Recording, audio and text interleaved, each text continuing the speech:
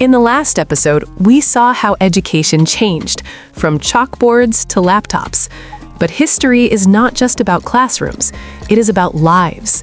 So today, we continue the story, not with theories, not with speeches, but with two boys.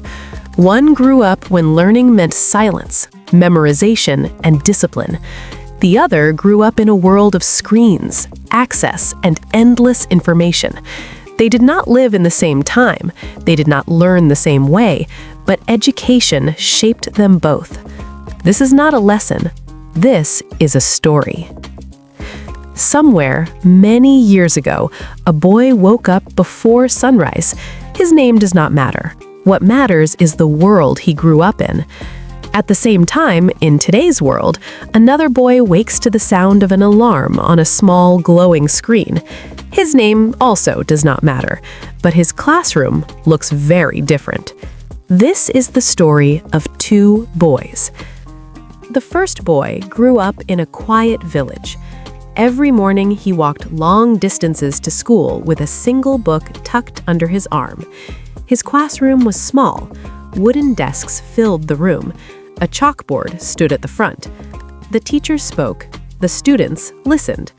Learning meant watching closely and memorizing every word. The boy copied lessons slowly into his notebook. Mistakes were not welcomed. Questions were rare. When he was asked to speak, he stood up straight, heart pounding, and recited his lesson from memory. Education was serious. It demanded silence, discipline, and obedience. As he grew older, the lessons became harder. There were few books, no extra explanations. What the teacher said was all there was. At night, he studied by dim light, sometimes by a lantern, sometimes by candlelight.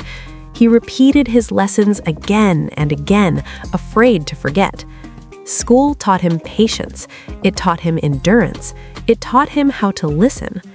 By the time he became a man, his knowledge lived in his head, not in machines. His education shaped his character more than his choices.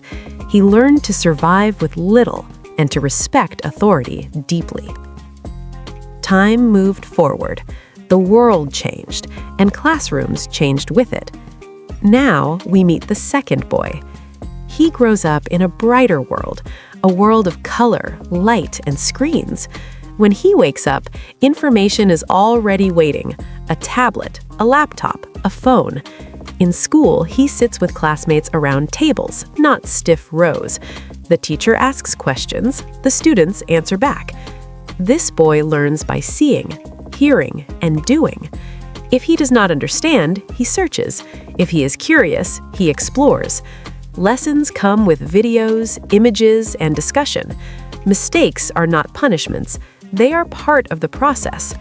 As he grows, education follows him everywhere, at home, on the road, and across borders. He attends virtual classes. He watches teachers from other countries.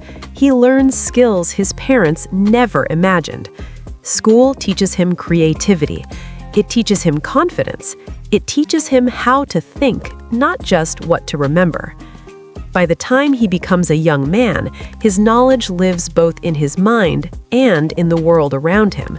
His education opens doors far beyond his environment. Both boys learned, but they learned differently. One learned through discipline and repetition. The other learned through exploration and access. One depended on memory. The other depends on information. Education did not lose its purpose. It only changed its tools. The story of education is not about old versus new. It is about how learning shapes a life.